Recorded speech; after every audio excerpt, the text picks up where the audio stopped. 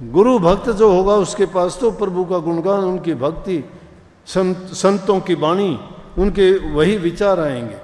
इसलिए गुरु भक्तों का संग करो, लेकिन विश्वास गुरु में दृढ़ रखो। स्वामी जी महाराज ने, गुरु को तुम मानुस मत जानो, वह है सत्य पुरुष की जान। सेवा करो, पूजा करो, उन्हीं को गुरु नानक जान।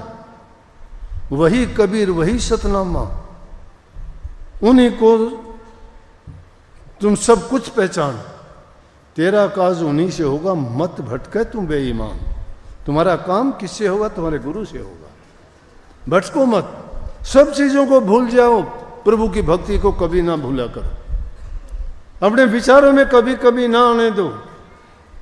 जब कभी भी ऐसी बात होती है, अरे खाना टाइम पर तुम खाते हो, अच्छा नहीं मिलते लड़ाई झगड़ा करते हो, टाइम पर नहीं मिलता तुम कितना गंदा मंदा बोलते हो, लेकिन कभी प्रभु की भक्ति के लिए आप अपने मन को ऐसा परेशान करते हो कि आज क्यों तूने मुझे उस टाइम पे भक्ति नहीं करने, बहाने ढूंढते हो। कभी कहते हो आज सिर दर्द है, कभी कहते हो आज थका हुआ हूँ, कभी कहते हो आज बुखार है, कल को टाइम से बैठूंगा, परसों से बैठूंगा। आजकल के करते करते समय गुजर जाएगा। समय आपका इंतजार करने वाला नहीं है। समय को बर्बाद मत करो। 3 लोक का मोल है। कबीर साहब कहता हूँ कह जात हूँ, काहे बजाऊं ढोल, श्वासा खाली जात है 3 लोक का मोल। ये 3 लोक का मोल है। ढोल बजा के कहने से क्या होगा, लेकिन ये यकीन कर लो, मैं कहता हूँ कह के जा रहा हूँ, ढोल बजाने की जरूरत नहीं है। ये सांस, एक सांस 3 लोक का मोल है। नहीं हो तो देखो, जो बड़े बड़े धनाढ़ हुए, राजे महाराजे हुए, बड़े शक्तिशाली बलवान ताकतवर हुए, उन्होंने 1 मिनट के लिए ही कही थी कि 1 मिनट भी अगर जिंदा रह जाऊं, मेरी माँ से नहीं मिला, मेरे भाई से नहीं मिला, मेरे पुत्र से नहीं मिला, उनको मेरा मैं हिसाब बता दूं, उनसे किसी को लेना है वो समझा दूं। लेकिन उनको 1 सेकंड नहीं मिली, 1 सेकंड नहीं मिली। काल का बुलावा जब आता है वो इंतजार नहीं करता, क्योंकि समय की पंख लगी हुई है, वो उड़ता जा रहा है। हम उसको रोक नहीं सकते, लेकिन उसका फायदा उठा सकते हैं। इसीलिए उसका 3 लोक का मोल कहा है।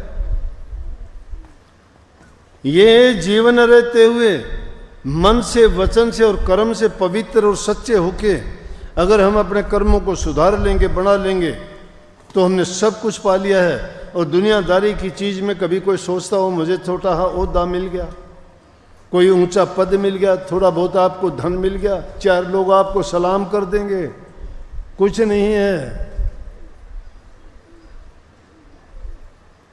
पंडित राजे भूपतिर आवे कोने काम, कबीर तासो प्रीत करे जाको ठाकुर राम।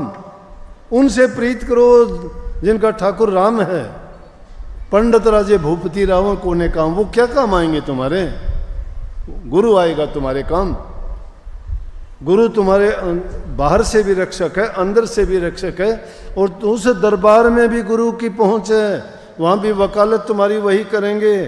अगर गलती से कोई बात हो भी गई तो गुरु तुम्हें वहां भी हाजिर नाजिर होके तुम्हारे कर्मों का सारा लेखा कटवा देंगे, मिटवा देंगे, और जीव का हित और कल्याण कर देंगे। ये गलती कभी भी ना करो। नाम लिया है ना, नाम के ऐसे ही डूंडी ना पिटा करो, मैंने नाम ले लिया, गुरु नामों ले लियो। मैंने गुरु नामों कहाँ ले लियो? गुरु नामों जपते थे, किसी सेकंड के लिए भी नहीं, भूल से भी सुमन नहीं करते, गुमा देते हो सारा टाइम। घर वाले तुम्हारे काबू के ही नहीं है, तुम्हारी संतान भी तुम्हारा कहना नहीं मानती। क्यों नहीं मानती? तुम्हारे अंदर कमी है। अगर तुम सच्चे होते, तुम अच्छे होते, तो तुम्हें देख के अच्छे बनते वो। लेकिन ये क्या बात कि तुम कहते हो मेरा बच्चा खराब हो गया। तुम तो अच्छे थे, तुम सत्संगी थे, तुम गुरु के शिष्य थे, तुमने नाम ले रखा था, तुम्हारी करनी तो अच्छी और सच्ची थी, तुम्हारा संग करके वो बुरे कैसे हुए? इसका मतलब कमी हम में है। औरों को कहां सुधारने चलेंगे? अपने घर को सुधार लीजिए ना। अपने बच्चों की निरख परख करते हो, तुम्हारा बच्चा क्या करता है, कहाँ जाता है, किसके पास बैठता है। आज़ादी दे के बच्चों को तुमने उनको ढीला छोड़ दिया कि कुछ भी करे। वो बच्चे की नादान बुद्धि होती है, उनकी कमी नहीं है, उनको अच्छे संस्कार नहीं दे पाने के कारण ये हालत होती है। और जब हालात हाथ से निकल जाते हैं फिर पछताने से कुछ होता नहीं है, फिर नहीं समझते, बिगड़ा हुआ काम नहीं संवरता, और संवर भी जाता है तो वैसा नहीं बनता जैसे रहीम जी ने कही है। रहीम जी कहते हैं, रहीमन धागा प्रेम कर मत तोड़ो चटकाए, तोड़े से फिर मिले नहीं, मिले गांठ पड़ जाए। मिल जाएगा तो भी उसमें गांठ पड़ जाएगी। जिनके माँ बाप नेक हैं, अच्छी करनी करने वाले हैं, अगर वो नाम भक्ति करते हैं तो उनकी संतान भी अच्छी होगी, अवश्य अच्छी होगी।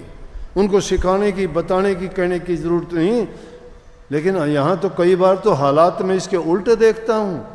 छोटे छोटे बच्चे आके कहते हैं, जी हमारा पिताजी शराब पीता है, हमें आने नहीं देता। कैसे आने देगा? हमारा रास्ता प्रभु की ओर जाता है, उनका रास्ता राक्षसों की ओर जाता है, उनका रास्ता नरकों की ओर उनको लेके जा रहा है। वो कैसे आएंगे हमारी ओर? ये माताएं बहन कई बार शिकायत करते हैं कि जी दया कर दो, वो हमारा घरवाला भी आना शुरू कर दे, वो हमें भी नहीं आने देता। क्यों आने देगा? वो इसलिए नहीं आने देता क्योंकि वो जिस रास्ते पे चलता है, अगर तुम्हें आने देगा तो तुम उसको कहोगे कि ये गलत रास्ता है, तुम भी चलो। वो आना ही नहीं चाहता। अरे भक्ति करना सिर्फ माताओं का काम है क्या? हमारा भी है। जीव तो एक ही है, चाहे वो स्त्री जाति में है, चाहे वो इंसान में है। जीव में कोई भेद नहीं है। प्रभु की भक्ति करने का भी अधिकार बराबर है, लेकिन इंसान नहीं करते। इसमें कभी भी कोताही नहीं बरतनी चाहिए, सारे काम करो। संतों ने ये रास्ता खोला कि दुनियादारी में, घर गृहस्थी में आप आए हो, अपने धर्म का पालन करो, बच्चों का लालन पालन करो, उनको अच्छी शिक्षा, अच्छे संस्कार दो। तुम्हारी जिम्मेवारी है, उन जिम्मेवारियों को निभाओ। और वो सारे काम करते हुए सबसे बड़ा हमारा कर्तव्य और फर्ज बनता है कि अपने जीवन को सफल और कामयाब बनाने के लिए प्रभु की भक्ति करें। वो काम तो करते रहें। अगर प्रभु की भक्ति करते हो तो दुनियादारी के काम भी आप ईमानदारी से करोगे, सच्चाई से करोगे, प्रेम से करोगे।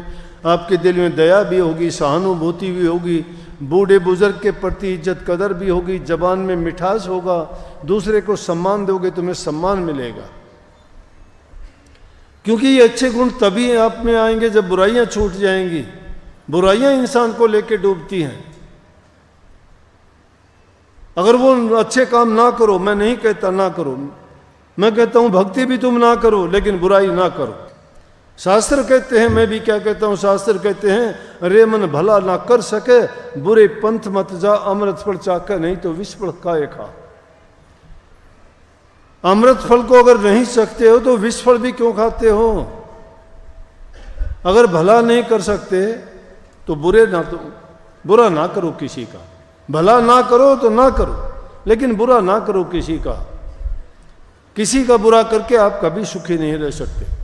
अगर बुराई तुमने कर दी है तो तुमने समझो कि तुम्हारे हृदय में तुमने पाप कर्म का बीज बो दिया है। वो तुम्हें सोते उठते बैठते जागते वो सुमन कराएगा। अच्छा सुमन नहीं हो सकता। जिन भक्तों की वृत्ति लगी है प्रभु में, गुरु में, नाम में, वो तो सोते उठते बैठते जागते, जब भी उनको नींद आएगी, जब भी ख्याल आएगा, जब भी कोई बात और जिक्र चलेगा, तो उसको भक्ति के सिवाय, प्रेम के सिवाय दूसरी बातें याद नहीं आएंगी। उनके दिल में दया भाव होगा। जब भी किसी दुखी जीव को देखेंगे, उनकी मदद करने के लिए दौड़ पड़ेंगे। वो ये भक्ति के चिन्ह हैं कि इंसान के दिल में दया हो, प्रेम हो। इसलिए भक्ति को सर्वोच्च माना गया है। जिसकी भक्ति करने से तुम्हारे विचार शुद्ध होते हैं, पवित्र होते हैं, तुम्हारा जीवन सफल होता है, तुम्हें शांति मिलती है। तुम्हारे परिवार के जितने सदस्य हैं, तुम्हारे अच्छे व्यवहार के कारण, देखो दुनिया में तुम अपना काम संवारते हो, अच्छा तुम्हारा होता है, दुनियादारी के लोग तुम्हें अच्छा कहते हैं। काम तुम्हारे सुधरते हैं वो तुम्हें अच्छा कहते हैं, काम तुम्हारा बिगाड़ते हो तो लोग गालियां तुम्हें देते हैं। उनका कुछ नहीं बिगाड़ो, ना बिगाड़ो। अगर कोई किसी का नहीं बिगाड़ता, घर अपना बर्बाद करता है, पैसे बर्बाद करता है, परिवार को बर्बाद करता है, लड़ाई झगड़े मुकदमे करता है, सब सारे परिवार की शांति, आसपास के पड़ोस की, समाज की, जब इस तरह वाली बातों में पड़ के कोई उनकी शांति भंग कर देता, लोग उसको गालियां देते हैं। बर्बादी कर ली उसने अपनी, लोग गालियां देते हैं, आगे नहीं पीठ पीछे देते हैं। दुनिया का पाप उठता है वो सबका। इसलिए किसी के दिल में जगह बनाने के लिए उनको इज्जत दो, प्यार दो, आदर दो, सत्कार करो उनका।